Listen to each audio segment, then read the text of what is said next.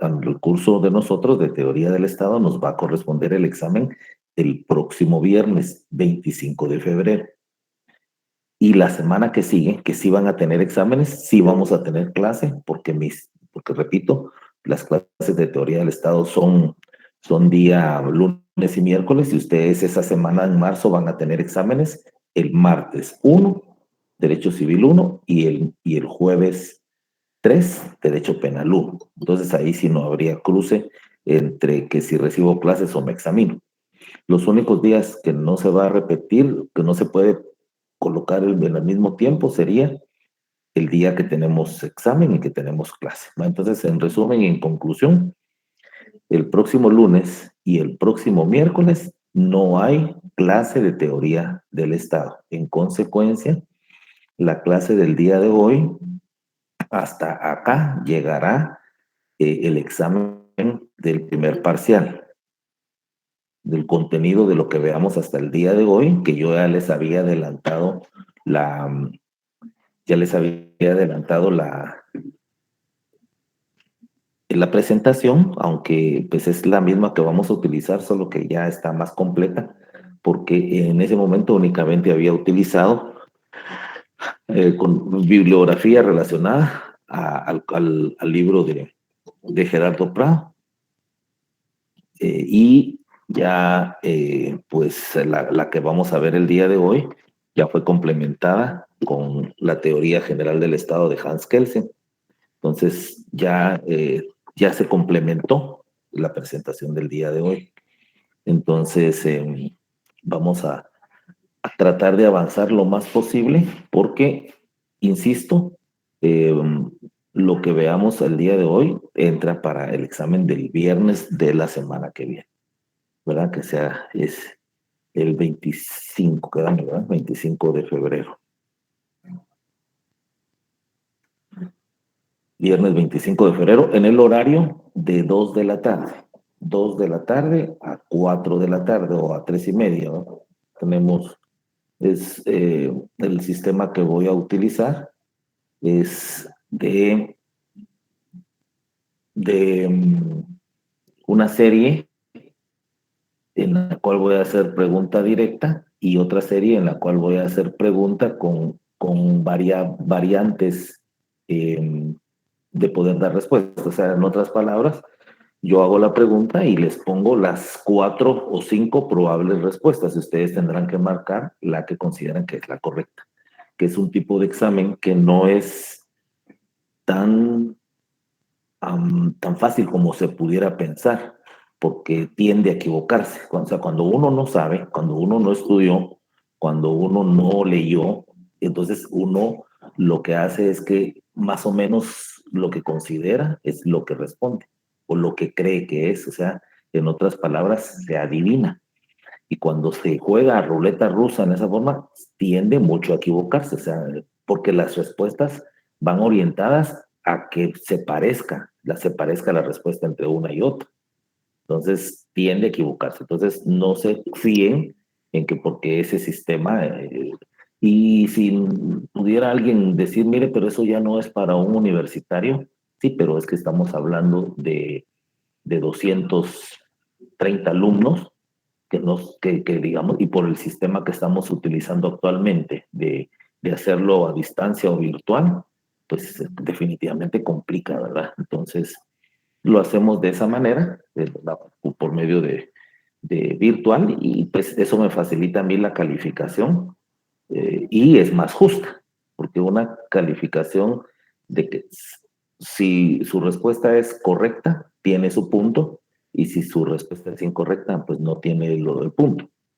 Mientras que cuando es discrecional, a veces podría existir algún error, sin mala intención, pero suele pasar también, porque todos somos humanos, todos nos cansamos y cualquiera es susceptible a equivocarse. Entonces yo creo que es un procedimiento bastante justo. Dentro de las preguntas dice Fernando Calderón, ¿en qué plataforma será su evaluación? Yo lo que les voy a pedir, y esas instrucciones se las voy a enviar al Classroom, es que ustedes el día viernes 25 a las 2 de la tarde, ustedes se conecten a, que conecten a la plataforma en la que estamos en el Meet. Y de acá yo les voy a dar un link para que ustedes puedan examinarse. Entonces vamos a dar las instrucciones ese día, vamos a dar las instrucciones correspondientes y posteriormente vamos a proceder a enviarles, a darles el link. Ustedes ingresan a ese link y empiezan a contestar su examen. Como es todo esto es programado, entonces pues yo también voy a programar una hora fatal de entrega o de envío del examen. Lo que significa es que no, como algunos probablemente pudieran pensar, bueno, lo voy a contestar más tarde o voy a averiguar las respuestas, tiene un tiempo límite, entonces no le va a dar tiempo de poder hacerlo. No como por ejemplo, y es bueno que ahorita que me recordé, no vayan a pensar que lo voy a hacer igual que con la comprobación de lectura. Van a decir, miren, tienen hasta las 10 de la noche para contestarlo. Acá no, porque aquí sí es un examen. Y el examen significa establecer lo que el alumno sabe o lo que no sabe. La comprobación de lectura, pues es un poquito más flexible. Ojo, bueno, no les voy a dar tiempo adicional. ¿Cuánto tiempo tendremos del examen? Vamos a tener hora y media y depende como vea yo que vaya, podría darles unos minutos más, ¿verdad? Pero podríamos hablar de 2 horas, pero sería máximo, ¿verdad? Pero miren, el alumno que estudia responde estos exámenes en media hora. Y por eso es que yo siempre aclaro, aquí no habemos inteligentes o no inteligentes, aquí habemos disciplinados y no disciplinados. Esa es la única diferencia. Entonces, el alumno disciplinado que sí estudió puede terminar su examen en 30 minutos.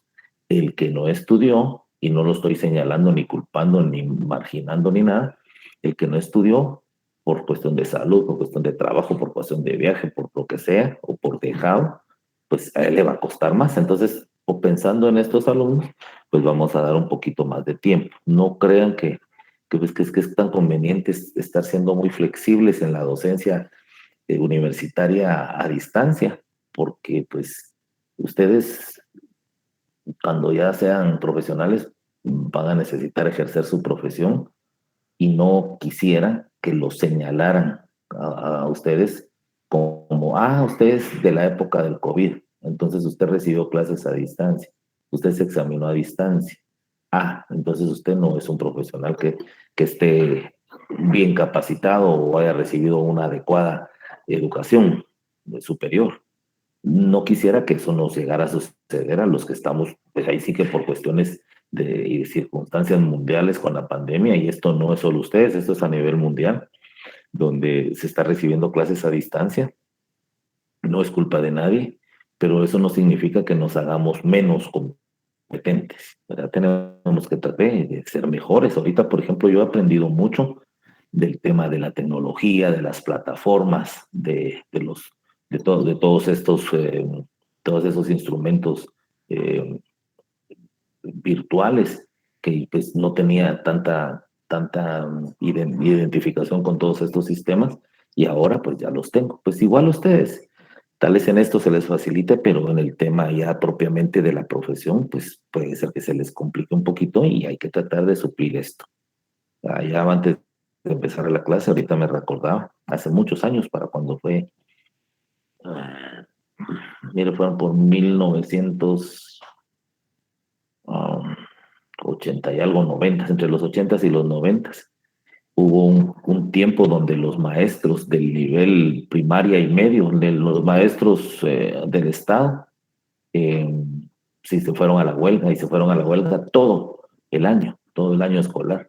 Y ese año creo que el presidente era el ingeniero Jorge Serrano Elías y él hizo que todos los que se iban a graduar ese año de nivel medio y también los que estaban cursando primaria y básicos, todos ganaron sus cursos. O sea, ahí no hubo, nadie perdió. Pero los más afectados fueron los graduandos, los que se graduaron de peritos, los que se graduaron de bachilleres o se graduaron de maestros. Por un decreto del jefe, del presidente, perdón, un decreto, un acuerdo gubernativo, se autorizó que todos ganaran. Bueno, que hasta ahí pues no había mayor cosa mala porque a la larga no era culpa del alumno que los maestros no hubieran dado clase. Entonces, los alumnos pues no tuvieron la responsabilidad y ganaron por decreto.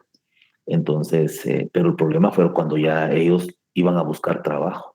Entonces en las empresas los etiquetaron como malos y a lo mejor habían muchos muy buenos, brillantes y excelentes estudiantes, pero a todos los etiquetaron como malos. Y les decían, ¿usted de qué año se graduó? ¿De tal año? Ah, usted es del decreto. No, entonces fíjese que no le podemos dar trabajo. Y esa generación de estudiantes sufrió mucho con esa estigmatización, ¿verdad? Los etiquetaron como malos y salieron pues con esa etiqueta y muchos les costó conseguir trabajo. Y bueno, eso podría pasar con esta generación de estudiantes universitarios de la época post-COVID, en el cual pues se debe, si esto no se compone y no regresamos a clases presenciales, es probable que muchos de ustedes pues se gradúen con esta tendencia virtual. San Carlos, por ejemplo, no se ve por dónde vaya a regresar todavía a las clases presenciales. La Universidad de San Carlos de Guatemala, lamentablemente, y eso lo digo a título personal, está muy afectada por las organizaciones sindicales que supuestamente velan por el derecho de los trabajadores, pero le hacen un grave daño a la institución y esta institución tan noble que le ha dado la oportunidad a tantos profesionales de graduarse y ser gente exitosa y promover para que tengamos un mejor país, un desarrollo, los guatemaltecos se le está haciendo, los sindicatos le han hecho tanto daño a la universidad que en la universidad, no sé si ustedes saben, pero el personal administrativo casi no llega a trabajar, todo el mundo anda con otro trabajo en otro lado porque en San Carlos no llegan a trabajar. Los docentes, pues sí estamos trabajando, pero estamos trabajando a este nivel de distancia, ¿verdad? Entonces, pero ni modo, eso no es culpa de nadie, ni de los sindicatos tampoco. Pero lo que les quiero decir es que ustedes que están ahorita viviendo esto, no se acomoden, por favor, no se acomoden. Ah, es que qué rico los exámenes así, qué rico recibir clases así, porque me puedo acostar en mi cama y apago la cámara y escucho a Lick, pero de repente como me aburrió me quedé dormido. No se juegue el riesgo de eh, un futuro débil, porque la verdad es que usted es el único que va a poder responder por usted mismo cuando en un futuro tenga necesidad de un trabajo y que le digan a usted, ah, pero usted es de la época del COVID, sí, pero vengo bien preparado. Tal vez no tuve las mejores oportunidades, pero estudié por mi cuenta, leí, me capacité, me esforcé, me desvelé, no salí a pasear, me quedé estudiando, mejoré mis condiciones de estudiante y soy un profesional capacitado y eficiente. Entonces eso va a quedar en usted. Por eso es que les digo, no se acomoden. Los exámenes no son ni fáciles ni difíciles. Los exámenes tratan de ser objetivos, como las clases y todo, y hacer a cada quien que haga su labor personal. El único al que ustedes engañan, si hacen cosas que no son las correctas, es a ustedes mismos. No me engañan, no engañan a sus padres, no engañan a sus tutores, no engañan a sus compañeros, no engañan a nadie. El único que se engaña es uno mismo porque aparentemente uno está como que capacitándose o mejorando y a lo mejor no lo está haciendo de una forma adecuada. Bueno, entremos en materia, por favor. El punto que vamos a ver hoy y que, como les repito, va a ser motivo de evaluación es siempre dentro de la teoría del Estado, eh, la clasificación que la doctrina tiene sobre el Estado. Ya hemos hablado en muchas ocasiones anteriores a esta de qué es lo que estudia este curso. Y lo que este curso trata es de trasladarle al alumno el conocimiento general, integral, necesario de dónde surge el Estado que es tan mencionado que muchas veces lo confundimos con otras dependencias. Por ejemplo, consideramos que el Estado es el gobierno o que el Estado son los funcionarios públicos. Y no, estos son parte del Estado, pero el Estado es mucho más amplio en su contexto. Y entonces, dentro de la teoría del Estado, de las formas de cómo se considera por los estudiosos de cómo fue que ha ido evolucionando el Estado, entonces ahí encontramos diversas clasificaciones.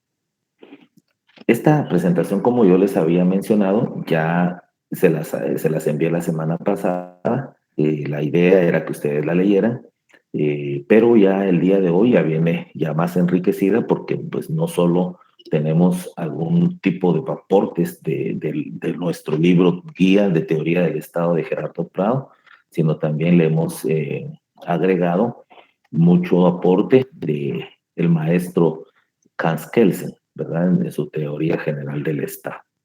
Y aquí encontramos dos definiciones eh, muy integrales y claras a mi criterio. El primero, que es de Gerardo Prado, es un abogado guatemalteco, profesor universitario. Dice que el Estado es un concepto político que se refiere a una organización social, económica, política, soberana y coercitiva, formada por un conjunto de instituciones involuntarias que tienen el poder de regular la vida nacional en un territorio determinado, reconocida por la comunidad internacional. Es una definición bastante completa, y porque ustedes se recuerdan que hemos hablado de los elementos del Estado, de la población del territorio y del gobierno o el ordenamiento jurídico o también podríamos mencionar de la administración pública o no sé si mencioné la soberanía, el gobierno, todos estos que podrían conformar este tercer elemento. Por otra parte, otra definición que esa es de un diccionario de Manuel Osorio y Florit, dice que Estado es una organización social constituida en un territorio propio, con fuerza para mantenerse en él e imponer dentro de él un poder supremo de ordenación y de imperio, poder ejercido por aquel elemento social que en cada momento asume la mayor fuerza política. Aquí en estas dos definiciones quisiera resaltar, aparte de los elementos del Estado que ustedes ya conocen, el tema en la primera, coercitiva, y en la segunda, imponer. Si nos damos cuenta, ser coercitivo o el imponer significa utilizar la fuerza, porque si el Estado no tiene fuerza, entonces no podría gobernar. O sea, necesitamos los gobernados que regirnos a la fuerza del Estado, ¿verdad? Necesitamos regirnos a que si no cumplimos con la ley, vamos a ser castigados, porque no hay otra forma. De lo contrario, pues podríamos vivir en un comunismo primitivo o en una anarquía organizada, donde pues todos nos ponemos de acuerdo de cómo convivir, pero sin que nadie nos mande. Eso es muy difícil. O la comunidad, el comunismo primitivo, donde pues cada quien sobrevivía como podía. Pero ya en una sociedad moderna, en un estado contemporáneo, sería utópico pensar en que pudiéramos sobrevivir sin un ordenamiento y sin un poder coercitivo del Estado. El Estado necesita ese poder, esa imposición, ese poder supremo, como dicen ambas definiciones. Aquí también mencionaba, habíamos puesto en la presentación algunas frases célebres de algunos juristas que a través de la historia han aportado. Y, por ejemplo, Isócrates, la Constitución es el alma de los estados, todo lo que el hombre es lo que debe al Estado, de Friedrich Hegel. Friedrich Hegel es de los maestros de la teoría del Estado. Otra, todo Estado, como toda teología, supone al hombre esencialmente perverso. Esta es importante porque sí, la teología es de las ciencias primordiales de la creación del Estado. Recuérdense que el derecho no siempre fue un derecho positivo del Estado, perdón, el derecho en algún momento fue considerado como un derecho natural, un derecho que provenía de Dios. Inclusive los gobernantes en alguna época, eso veremos cuando veamos las formas de gobierno, creían o se se autodenominaban como por la gracia de Dios, o sea que Dios era quien tenía las monarquías, a toda esta gente, a los reyes, a los monarcas, a todos estos dominantes, porque era una disposición divina y el Estado pues no fue ajeno en su momento de esto. Otra, el Estado es la única organización que obtiene sus ingresos no a través de contribuciones voluntarias o el pago por servicios prestados, sino a través de la coerción. El Estado obtiene su renta mediante el uso de la compulsión, es decir, la amenaza de la cárcel y la bayoneta. Otra, la ausencia del Estado genera a los conciudadanos que los conciudadanos lleven el vacío a través de comportamientos de agresión. Se ha experimentado mucho a través de la historia que la falta del poder coercitivo del Estado, cuando el Estado ya no logra dominar a la sociedad, se vuelve en anarquía. Y eso lo vemos constantemente en distintas latitudes del mundo. Guatemala no es ajena eventualmente durante su historia a este tipo de anarquía. Otra, en un Estado corrompido se dictan muchísimas leyes. Esa me llamó la atención de Tácito, tomando en cuenta pues que Guatemala es un país subdesarrollado con serios problemas de corrupción, de analfabetismo, de desnutrición infantil crónica, de muerte infantil, de narcotráfico, etcétera. Pero tenemos un organismo legislativo y otros organismos que tienen facultades legislativas que emiten muchas leyes. Y un Estado no es de muchas leyes. Un Estado eficiente y desarrollado lo que necesita son leyes adecuadas, que se cumplan, que se hagan cumplir, no en la cantidad de leyes, porque para qué llenarnos de una gran cantidad de legislación cuando son legislaciones inoperantes. Yo a diario que conduzco mi vehículo ando muy preocupado, por ejemplo, con los conductores de motocicletas. Si usted, alguno de ustedes, mis alumnos que me está escuchando, pues conducen motocicleta para ir a trabajar, para estudiar, etcétera, que hoy en día es muy común y no estoy hablando mal de los conductores de motocicleta, pero ya se creó una anarquía vial. Ya el motorista, en su mayoría, pues anda en un carril, anda en otro, se mete, se sale y él es dueño absoluto de la carretera. El problema es que el conductor del vehículo, cuando pretende hacer una maniobra, muchas veces está impedido por esa falta ya de un orden, de una disciplina, de un respeto a las normativas. Y esto lo menciono porque hay disposiciones legales que dicen cómo un conductor de una motocicleta tiene que conducirse, pero nadie lo respeta. Esto ya es una anarquía de ley, ¿verdad? Porque ya todo mundo hace lo que le da la gana hacer. Veo motoristas que se suben a las banquetas, que se meten contra la vía y es una anarquía, ¿verdad? Entonces, imagínense que esto sea a nivel de tránsito, pero que esto se convirtiera a nivel generalizado. Y precisamente Tácito en esta definición célebre dice, en un Estado corrompido se dictan muchísimas leyes, porque son inoperantes. Como son inoperantes, entonces se hacen más leyes y se hacen más leyes y se hacen más leyes. Y precisamente pues son muy sabias estas aportaciones que nos hacen. El verdadero fin del Estado es pues la libertad. Esta es de Spinoza. Otra, de entre las enfermedades de un Estado, consideraré, por tanto, en primer lugar, aquellas que surgen de una institución imperfecta y que se asemejan a las enfermedades de un cuerpo natural que proceden de una procreación defectuosa, de Thomas Hobbes. Apenas son suficientes 1000 años para formar un Estado, pero puede bastar una hora para reducirlo al polvo. Lord Byron. Un Estado es en el que coexisten la libertad y la esclavitud no pueden perdurar. Perdón, lo voy a repetir de una forma más clara. Un Estado en el que coexisten la libertad y la esclavitud no puede perdurar. Abraham Lincoln. Bueno, estas frases célebres pues aportan para poder enriquecer una definición generalizada del Estado. Yo les voy a preguntar en el examen que me definan Estado. Entonces, hagan ya una definición personal en base a los elementos del Estado, cómo poder enriquecer una definición de Estado.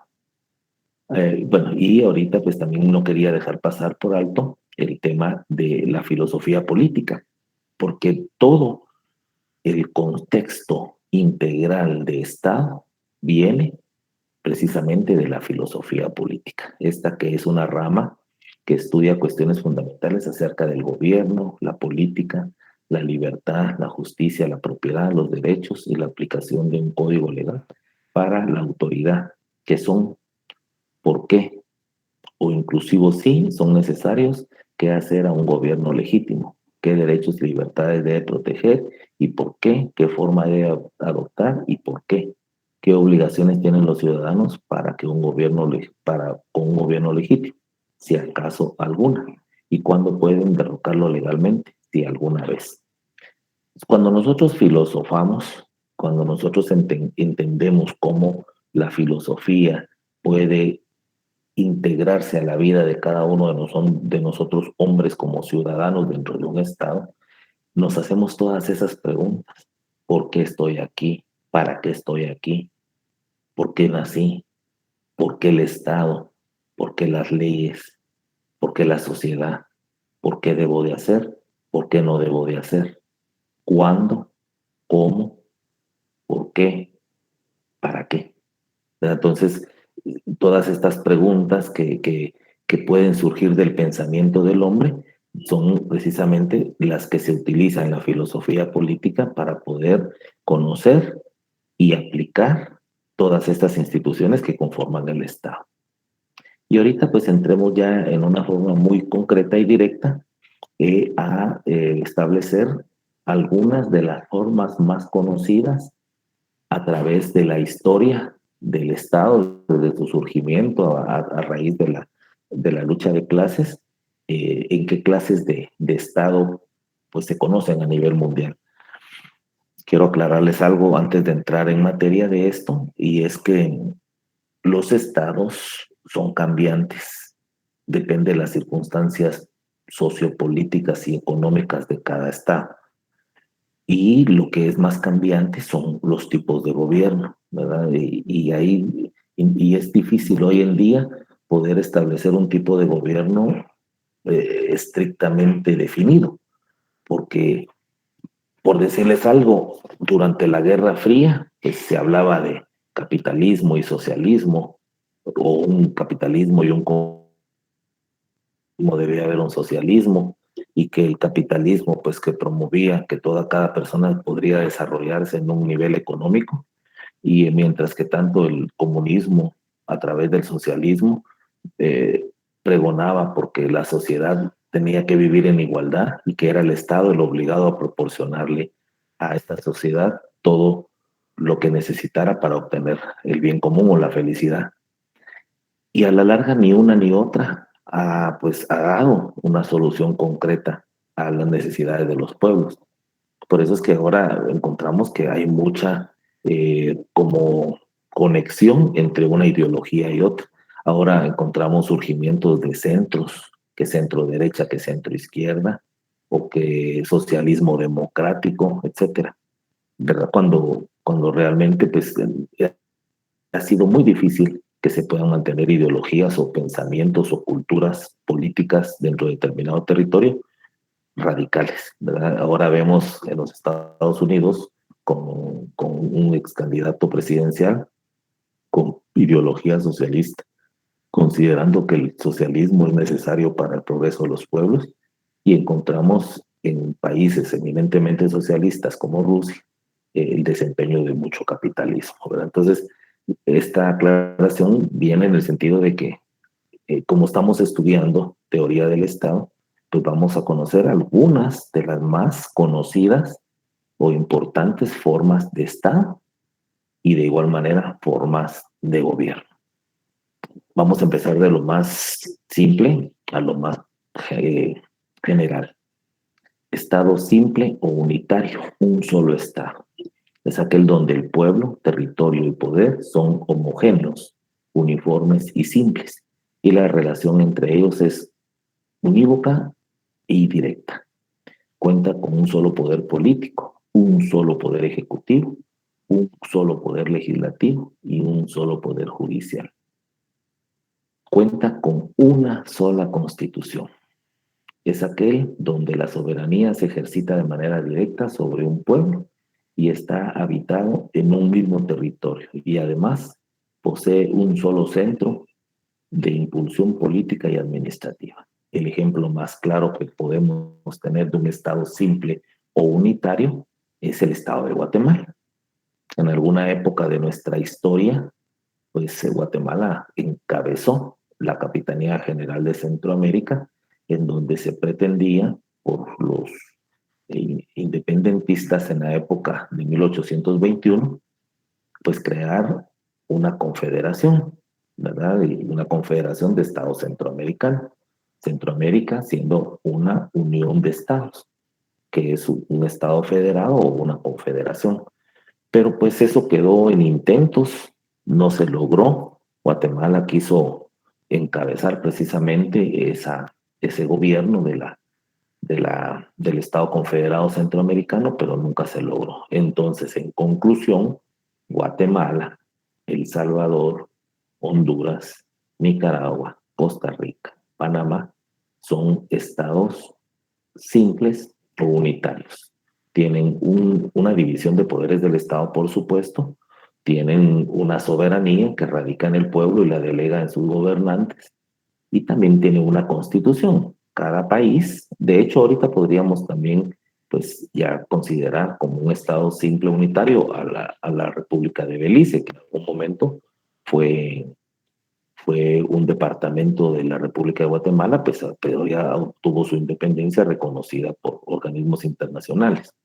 No así algunos otros estados que estaban al norte, occidente de nuestro país, como por ejemplo Chiapas, Quintana Roo, Soconusco, que fueron parte en algún momento de la Capitanía Centroamericana, parte de Guatemala, pero pues que se anexaron a México, porque México en algún momento, ustedes recordarán en la historia, pues trató de dirigir también esta unión de la Confederación Centroamericana a México.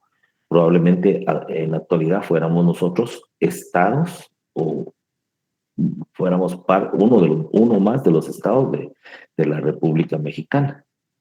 Pero estos estados, estos departamentos de Guatemala, como los que mencioné, Chiapas, Soconusco, Quintana Roo, pues se conexaron a México y ahora son estados de la República eh, de los Estados Unidos Mexicanos, que es el nombre correcto, Estados Unidos Mexicanos, y estos departamentos de Guatemala o de la Confederación, pues llegaron a formar parte de los Estados Unidos Mexicanos. Pero en conclusión, Guatemala, El Salvador, Honduras, Nicaragua, etcétera, son países de ejemplo de un Estado simple o unitario. El Estado unitario puede ser de dos tipos según lo analizado: el centralizado y el descentralizado. El Estado unitario centralizado, como lo indica su nombre, las decisiones que afectan a todo el territorio se toman desde el poder central. El Estado unitario descentralizado, en este caso, aunque sigue existiendo un poder central, las regiones tienen ciertas competencias administrativas. Ejemplo, Portugal, Ecuador, Perú e Israel. Sobre este tema es muy importante poder en este momento mencionar que existen en Guatemala ya legislación dictadas para empezar por la propia Constitución, en donde se pretende la descentralización. De hecho, Guatemala está integrado dentro de su organigrama administrativo en entidades centralizadas, descentralizadas y autónomas. Es cierto que Guatemala, como un país, un estado unitario, pues aplica su gobierno y su forma de gobernar desde el centro de gobierno, que es el presidente de la República, a través del organismo ejecutivo. Pero también la propia Constitución y parte de su legislación regula la descentralización administrativa. Y ahí es donde encontramos en la propia Constitución y en la ley de descentralización, en la ley de consejos de desarrollo, cómo el gobierno central ha ido delegando, se ha ido descentralizando a través de gobiernos locales. Aquí viene a formar parte importantísimamente también el poder municipal. Ustedes saben que por lo menos Guatemala, pues que estamos divididos en un estado dividido en tres poderes o en tres organismos, que es el Ejecutivo, el Legislativo y el Judicial. También tenemos una descentralización, ¿verdad? Y ahí encontramos al poder municipal, que es el poder local, pero desde el propio gobierno también encontramos las figuras de los gobernadores departamentales, que es una forma de descentralización en un país que tiene un estado unitario, ¿verdad? Entonces, en Guatemala podríamos mencionar que es un estado unitario centralizado con tendencia a la descentralización.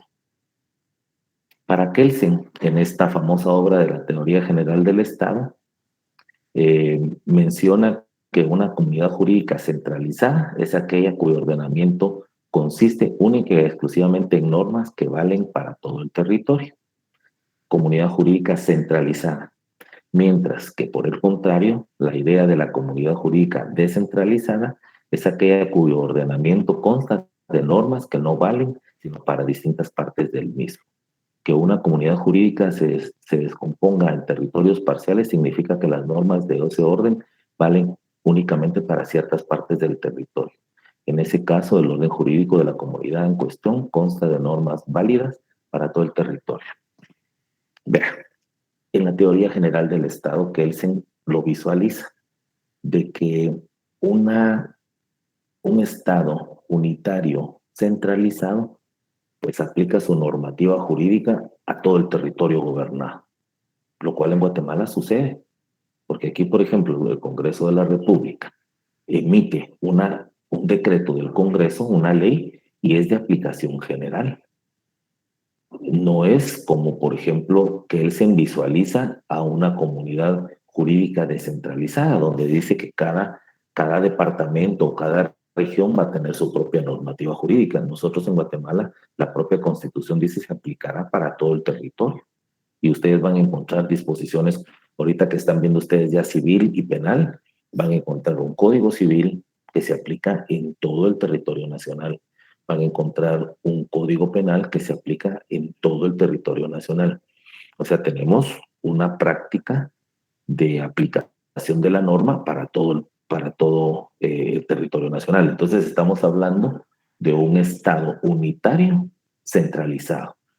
Pero no quiero entrar en contradicción y por eso quiero aclararles que si bien es cierto, tenemos características de un Estado unitario centralizado, también tenemos políticas de un Estado unitario descentralizado. ¿Y por qué? Porque precisamente un Estado unitario descentralizado, como lo visualiza Kelsen, significa que cada región va a tener sus propias disposiciones legales y en Guatemala suele pasar. De hecho, la propia Constitución lo regula con los estados de excepción, de que se podrán poner estados de excepción en lugares donde se amerite. Supimos hace, me parece que un par de años, de las tormentas Ota y Eta, donde hubo calamidad en el norte del país y el Ejecutivo pues declaró en estado de excepción ciertos lugares del territorio en ese lugar. Y más recientemente hemos sabido del conflicto que tienen aquí me parece que es en Totonicapán, en donde dos comunidades pues tienen conflictos ancestrales y ha habido matanzas y masacres en esos lugares y el Estado pues ha decidido decretar estado de excepción en determinados territorios. No lo hace a nivel nacional y otro ejemplo que podríamos poner es el tema de la calamidad a raíz del COVID-19, ¿verdad? Donde pues se hizo una categorización de semáforos en rojo, amarillo y verde, en el cual pues teníamos distintos grados de contagios y las disposiciones legales no llegan de igual forma a uno que otro. Las restricciones, por ejemplo, en el tema del COVID, llegaban más a las comunidades que estaban en color rojo, o sea que la cantidad de contagios era muy alta, y en los saqueos de aquellas comunidades o localidades en donde era menos la tendencia a contagio, pues disposiciones legales o las restricciones iban en menos proporción. Esto es lo que Kelsen en algún momento pues nos enseña, indicando que en un Estado unitario centralizado, la aplicación del sistema jurídico es a nivel de todo el territorio. Por el contrario, en el Estado unitario descentralizado se aplica por regiones. Dentro de las características más importantes del Estado unitario o central, ya sea centralizado o descentralizado, es una centralización administrativa y una centralización política.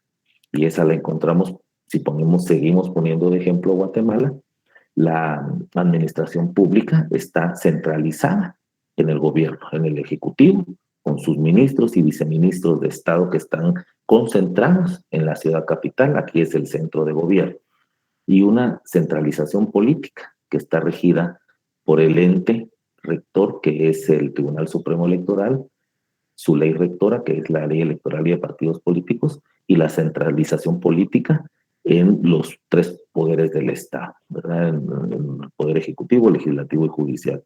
No obstante, como repito, la propia Constitución y leyes ordinarias regulan políticas de descentralización, que son necesarias en todo Estado moderno para poder llegar a las necesidades de las comunidades.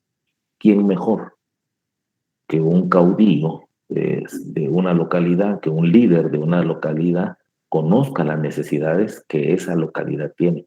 A lo mejor no necesita una escuela, a lo mejor lo que necesita es agua potable o ambas, pero solo ellos saben las necesidades realmente que son necesarias que el poder ejecutivo pueda llegar a ellos, que el poder del Estado pueda llegar a ellos. Y un Estado unitario o federado o confederado que no tiene descentralización, definitivamente estaría en serios problemas. Siempre utilizando la misma obra de consulta, que él se menciona que la descentralización o articulación territorial de la comunidad jurídica y por lo tanto la posibilidad de contenidos jurídicos diferentes para las distintas partes del territorio de la misma pueden tener diversos grados. Considera con criterio puramente cuantitativo el dominio de la realidad jurídica, la descentralización y la centralización no son nunca más que parciales, de modo que la articulación o descentralización refiéranse bien únicamente a una determinada fase del orden jurídico o solo a una determinada competencia, o trata de normas que regulan solamente determinados objetivos. Es lo que nos dice Kelsen en esta teoría. No podemos considerar en una forma radical o solo descentralización o solo centralización. Necesitamos de ambas, se necesitan conexarse, necesitan unirse. Y el claro ejemplo es Guatemala con su política de desarrollo, en la cual necesitamos de un estado centralizado de donde surjan las disposiciones para todo el país, para todo el territorio, para toda la población, pero con políticas de descentralización. En conclusión, no podemos pensar, insisto, en una forma radical, o solo centralización o solo descentralización, sino necesitamos de ambas. La centralización existe total y parcial, y la descentralización también existe total y parcial. La total fracasa, como decía Kelsen en la idea anterior. Entonces, vamos a ver en una forma muy puntual qué es lo que menciona sobre cuando la centralización o la descentralización es en forma total y luego cuando es en forma más amigable, más condescendiente con las realidades políticos sociales de un Estado. Dice que la centralización total consiste en la aplicación de un orden jurídico cuyas normas valdrían incondicionalmente sobre todo el territorio, no existiendo ninguna especie de articulación territorial. La descentralización total, según Kelsen, tanto la unidad como la pluralidad de órganos creadores del derecho, la norma fundamental hipotética permitiría que no existieran normas positivas en todo el territorio, sino solo para partes del mismo incompatibles entre sí. Al decir total, estamos mencionando, eso ya es algo que yo se los quiero proponer, es radical. Radical es cuando uno no acepta otra salida. Radical es que yo eso es lo que considero que debe ser y no me voy a desviar ni para un lado ni para el otro. La centralización total se interpreta como la aplicación de una normativa jurídica, de un ordenamiento jurídico a todo el territorio nacional. todas las leyes del Estado deberán ser aplicadas a todo el país, sin distinción. Por el contrario, la descentralización total significa que todas las regiones o departamentos o provincias o estados de un estado, valga la redundancia, tienen que tener su propia legislación. Esto de la descentralización total es aplicable para estados federados, pero no para estados unitarios. Entonces, tanto la centralización total como la descentralización total no son factibles de subsistir dentro de un estado unitario. Tiene que ser una centralización parcial y una descentralización parcial también, porque tienen que coexistir centralización y descentralización. Tal es el ejemplo de que nos sucede en nuestro país. Aquí dice, en la centralización parcial o descentralización, se tiene dos complejos normativos, normas con validez para todo el territorio y normas vigentes tan solo en parte del mismo. Algunas comunidades jurídicas descentralizadas reciben el nombre de uniones de Estado. Pueden darse este tipo de estados dos tipos de órgano, uno ejecutor y otro creador de la norma. También puede darse el tipo de órgano propio y de órgano ajeno. Las definiciones doctrinarias muchas veces tienden a que no las entendamos tan fácil. Miren, la verdad es que yo me pongo a leer este tratado de Hans Kelsen y llega momentos en que si uno no está bien concentrado, tiende a perderse porque pues es muy profundo, ¿verdad? El conocimiento del derecho de Hans Kelsen, él es el creador del derecho positivo. Entonces, es muy profundo, o sea, es bien difícil. Y yo lo que trato de hacer en estas presentaciones y en mis clases de teoría del Estado es poder abstraer, poder sacar lo más importante en palabras entendibles de lo que el autor dice. Por un lado, si nos basamos solo en Gerardo Prado pues es una unificación de de disposiciones de otros libros, ¿verdad? Él, pues, toma en su tratado, en su texto, pues, variantes de distintas posturas de otros autores. Entonces, eso lo hace ciertamente complejo. Y en el caso de Hans Kelsen, que es muy filosófico, es muy profundo, y también eso lo hace complejo. Entonces, lo que trata la cátedra es de poder unificar tanto criterios del autor nacional como de la obra maestra, que es la teoría general del Estado de Hans Kelsen, y poder trasladárselos a ustedes. ¿Y qué les quiero decir con esto? Si quisiéramos ahorita, no sé, se me ocurre pensar que algunos de ustedes podrían estar preocupados y decir, realmente no entiendo mucho de esto.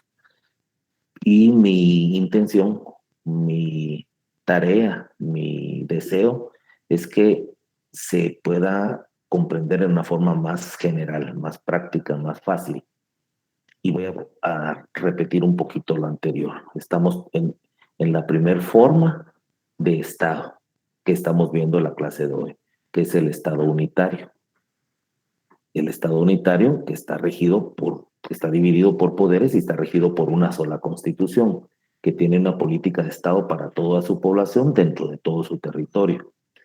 Pero mencionábamos dentro de estos estados unitarios que hay políticas de centralización y de descentralización. Y también mencionábamos que para Kelsen hay una centralización total y una descentralización total. Pero también menciona que hay una centralización parcial y una descentralización o desconcentración parcial. Ok, ¿qué significa esto? Que para Kelsen y la realidad social y política de los estados nos demuestran que no podemos irnos a lo radical. No puede haber un estado unitario con una centralización total o una desconcentración o descentralización total. Tiene que ser amigable y tiene que existir una centralización parcial y una descentralización parcial, tal como lo menciona Kelsen, que se conoce como uniones de Estado, ¿verdad? Y esto también suele pasar en los estados federados y confederados, tal y como lo veremos más adelante.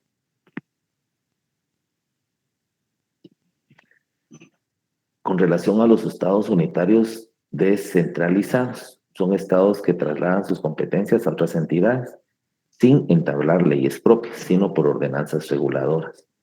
Si bien Colombia, Ecuador, Bolivia, Perú, Chile y Uruguay se reconocen como estados unitarios en sus textos constitucionales, también es cierto que en la práctica presentan diversos matices y tendencias, e incluso algunos de ellos se salen de las tradicionales características circunscritas al mundo del unitarismo. Creo que, por ejemplo, Guatemala es un claro eh, participante dentro de las políticas de Estado que podría catalogarse por la doctrina como un Estado unitario. Y por eso que acá en la presentación les pongo que esto es según la obra de Gerardo Prado, que países como Colombia, Ecuador, Bolivia, Perú, Chile y Uruguay, que en sus constituciones mencionan que son países unitarios, ya en su práctica tienen mucha tendencia a la descentralización. Ellos son más descentralizados que centralizados. Entonces ya el país unitario con mucha tendencia a la descentralización tiende en determinado momento a desaparecer como Estado unitario, porque podría llegar a ser en algún momento un Estado federal. Pensemos utópicamente en Guatemala. Pensemos que Petén, que Saltenango, que Escuintla, decidan que ya no quieren ser parte de una política centralizada de gobierno, sino que quieren ser independientes y tener sus propias normativas, y Guatemala se transformara en un país confederado o un país federado, y en el cual ya no vamos a tener departamentos, sino vamos a tener estados o mini estados, ¿verdad? Entonces vamos a tener el estado de Petén, el estado de Quetzaltenango, el estado de Escuintla y el estado central, por mencionarles. Y como se los dije al principio de este ejemplo, estamos hablando en forma ideológica, utópica, estamos como soñando con los ojos abiertos, es solo por darles otro ejemplo de cómo un país, perdón, un estado unitario con mucha tendencia a la descentralización podría eventualmente convertirse en un estado federal. Entonces, así probablemente surgió en algunos de los actuales estados federados que en algún momento de su historia fueron estados unitarios. Se fueron descentralizando tanto que fueron formando pequeños estados o mini estados, y en su conjunto forman un estado federal. Otro tipo de estados que pues existen en nuestra actualidad, y pues el ejemplo más claro es el que tienen en pantalla, son los estados sui generis, o sea, los estados que casi no existen, que son con características muy especiales, que son aquellos cuya gestión es manejada por la administración central que los gobierna. Los estados unitarios puros forman una sola entidad con un solo gobierno estatal único, sin ninguna división administrativa. Por ejemplo, el Vaticano. El Vaticano es conocido, tiene su propia población, su propio territorio, su propia organización jurídica, pero no tiene las características de cualquier otro estado unitario, por eso es sui generis, ¿no? Porque no está dividido en poderes del Estado como los demás estados. Aquí no encontramos a un primer ministro, a un parlamento o a una corte suprema. Aquí es dirigido por los altos jerarcas de la Iglesia Católica. Es un estado sui generis que tiene la característica de un centralismo puro, un estado centralizado puro, un estado unitario puro. Y por eso es que el ejemplo clásico es el Vaticano, y pues no habrá más que uno u otro a nivel del globo terráqueo. Estados desconcentrados es otra característica de Estado. Estos, al igual que los concentrados, sí permite delegar a personas de su confianza a controlar distintos sectores o regiones distantes de la sede central de gobierno. Los órganos desconcentrados integran la administración pública centralizada a ser dependientes de secretarías de Estado, mientras que los órganos descentralizados integran la administración pública paraestatal. Y dentro de estas encontramos un centralismo con desconcentración administrativa y un centralismo con desconcentración política y administrativa, tal como sucede con los estados unitarios. Estados desconcentrados, ya en formación de estados federados o confederados. Otra de las características de estos desconcentrados son los estados regionalizados y que no necesariamente están divididos por mini estados, sino por regiones. Son estados que con un pasado centralista o descentralizado, pero que han otorgado mayor autonomía a las regiones que los conforman. El estado regional es una forma de estado intermedia entre estado federal y estado unitario, que forman compatibilizar la idea de unidad y descentralización o autonomía. Este tipo de estado suele poseer diversas divisiones territoriales denominadas regiones. En otras palabras, estados regionalizados son una especie intermedia entre un estado unitario y un estado federado. Por eso les mencionaba que dentro de los estados unitarios, con grandes políticas de descentralización, tiende a formar un estado federado. Y en otras latitudes, y esto el mejor ejemplo es la República de Francia, no son, eh, no son estados federados, sino son estados regionalizados, porque no están divididos en microestados, sino en regiones, que vienen siendo porciones de terreno y de población más grandes, ¿verdad? Y aquí el ejemplo que podríamos utilizar, se me ocurre, son las regiones que tenemos en Guatemala, porque la división administrativa de Guatemala, según nuestra constitución, está dividida en departamentos y en municipios, pero también en regiones. ¿Y qué son las regiones? Parte del norte, parte del sur, parte del oriente, parte del occidente. Son regiones, son conjuntos de departamentos. La región central, la región del norte, la región de occidente, la región de oriente y la región del sur. Entonces, estas integran una serie de departamentos que forman determinada región. Entonces, aquí podríamos encontrar un ejemplo en nuestra realidad nacional de cómo pudiéramos ejemplificar o pensar de que son los estados regionalizados, que tienen mucho del estado federado, pero que no son federados, ¿verdad? Son regionalizados. Estado compuesto, que es otro tipo de estado, que expresa mediante la diversificación de su ordenamiento jurídico la hegemoneidad de los mismos tres elementos. Tipo de estado complejo serían el federal y el confederal. Las federaciones son estados confederados por entidades soberanas y autónomas. Las confederaciones también son estos formados por entidades soberanas y autónomas.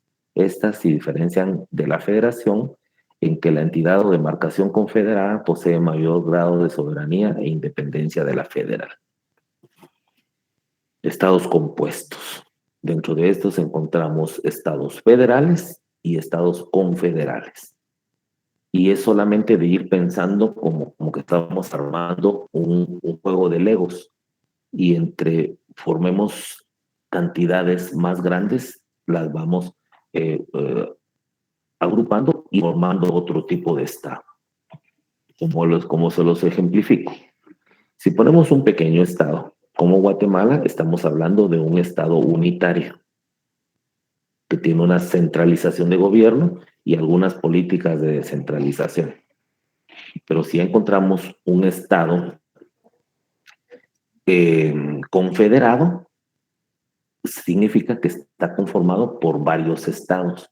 Entonces, un estado federado está conformado por varios estados. Y un estado confederado está conformado por varios estados federados. Me explico. Unitario, solo. Federado, conformado por varios estados.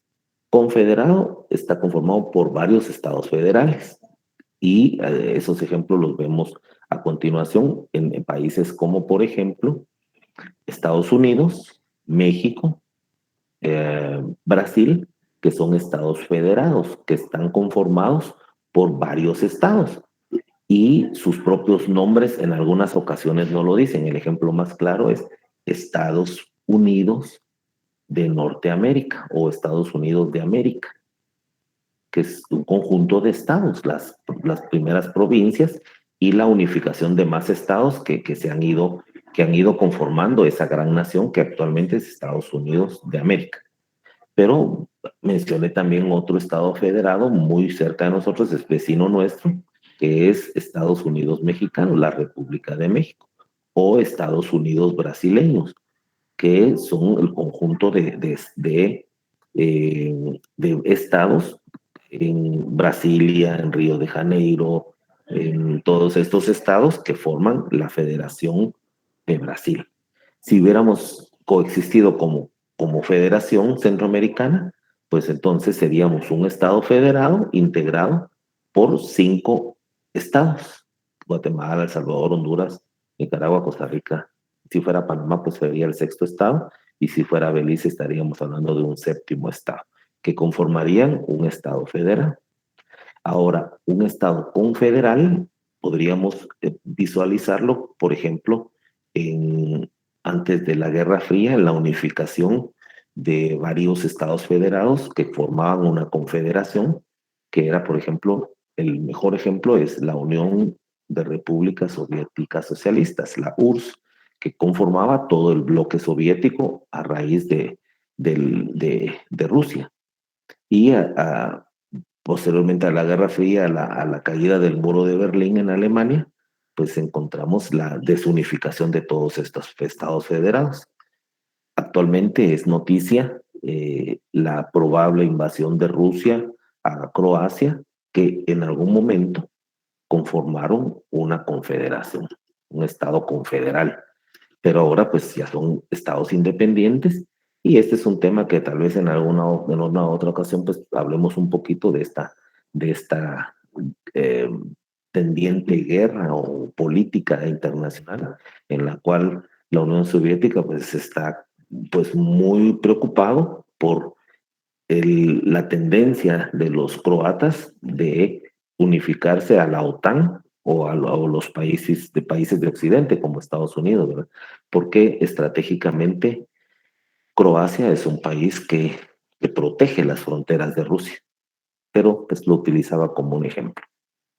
Aquí en la presentación pues encontramos precisamente órganos federales o estados federados como los Estados Unidos, y en la gráfica de la izquierda podemos darnos cuenta cómo está dividido el mapa de los Estados Unidos.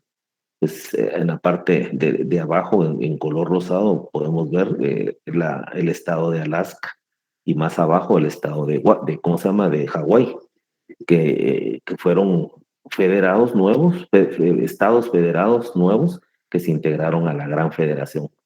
Y el, el simbólico del lado derecho, donde aparecen las estrellas dentro de la bandera de los Estados Unidos, que cada estrella representa uno de los estados de esta gran federación.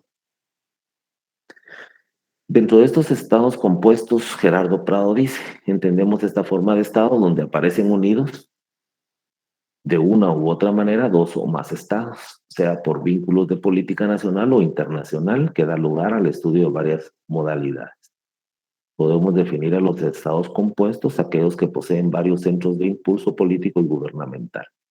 Estado compuesto, complejo o federal o confederado, es el formado de una u otra manera por la unión de dos o más estados.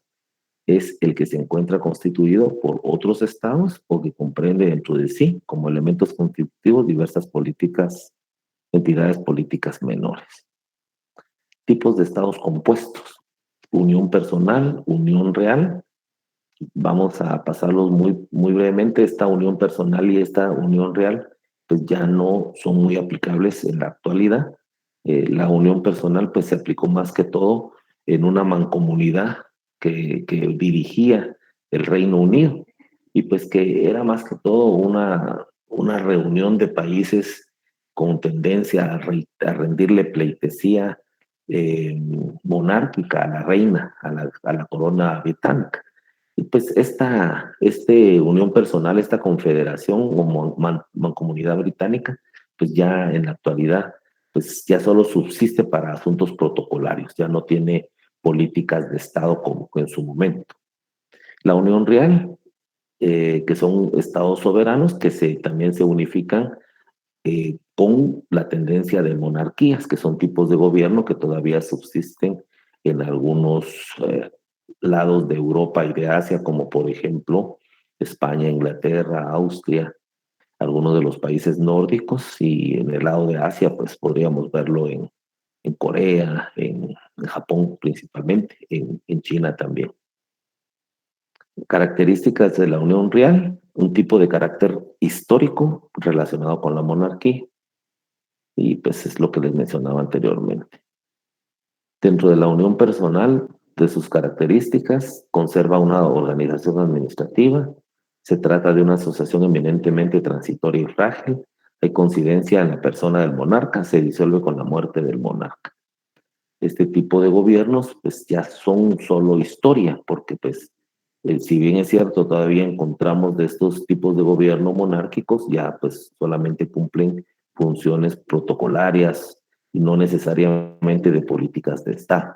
Lo podemos ver en España, en Inglaterra, que es lo que tenemos más cerca, que la reina, por ejemplo, en Inglaterra, o el rey y la reina en España, pues ya únicamente cumplen ciertas funciones que son de la monarquía, pero pues ya no son políticas de Estado, esas las cumple un primer ministro, un parlamento y una Corte Suprema de Justicia, tal y como en cualquier otro Estado.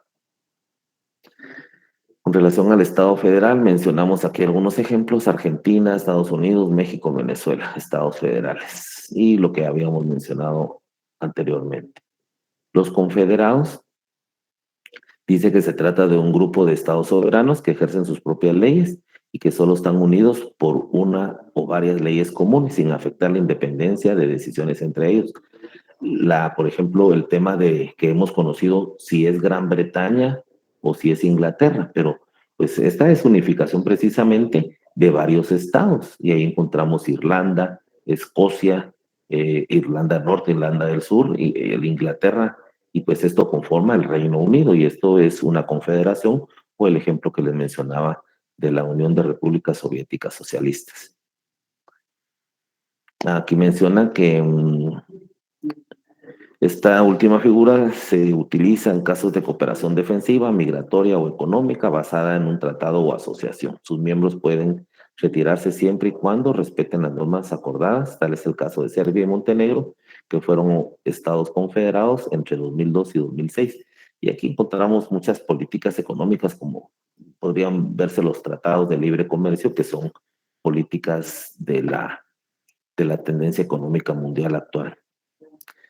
Y con relación a la Confederación de Estados, tienen carácter internacional, se distinguen por ser permanente y constituida orgánicamente.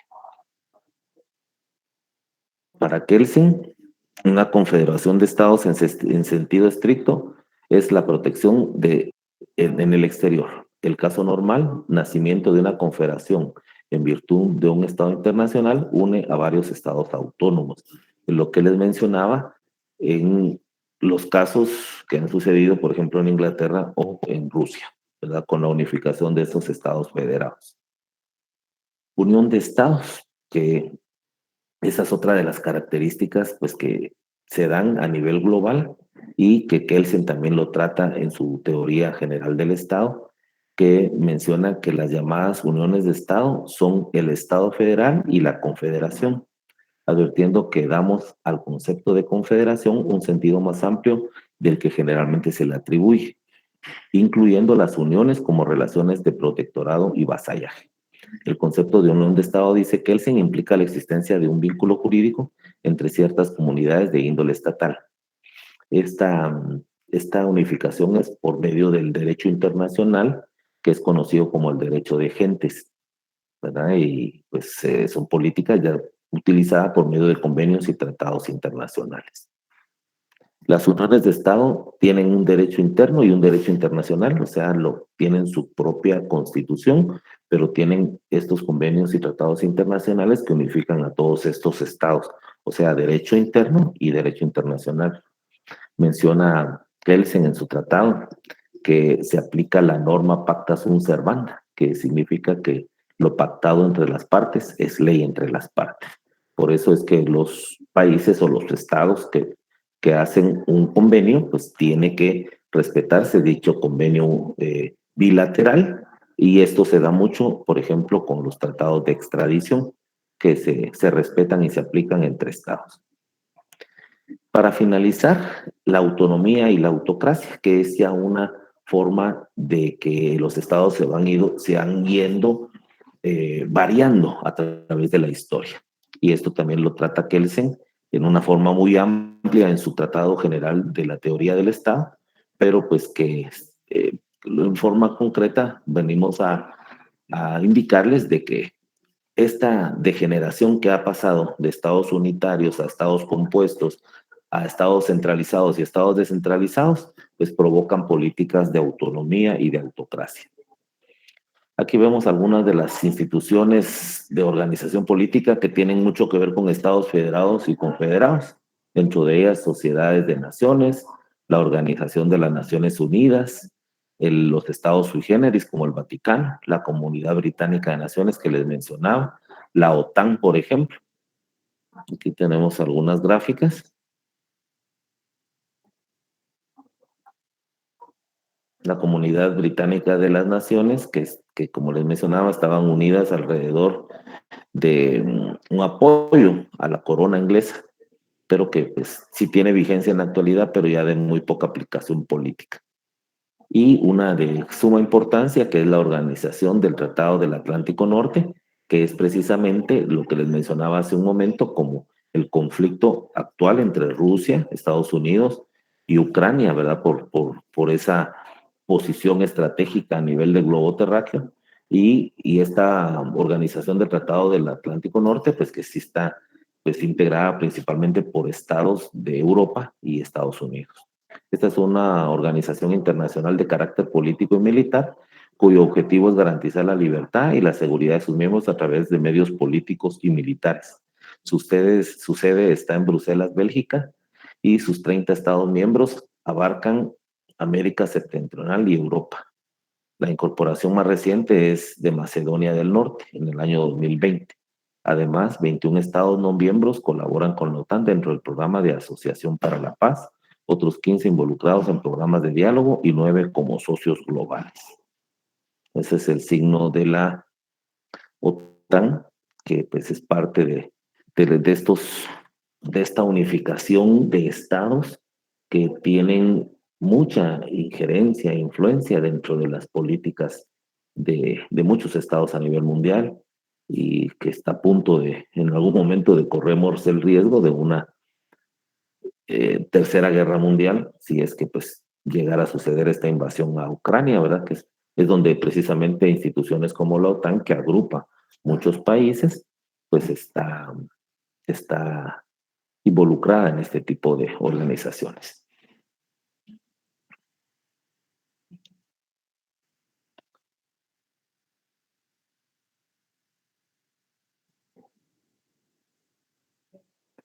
Ok, bueno, este tema, eh, aparte de la presentación, que es una presentación teórica, más que todo para que ustedes puedan comprender en una forma más general en qué consiste cada uno de estos.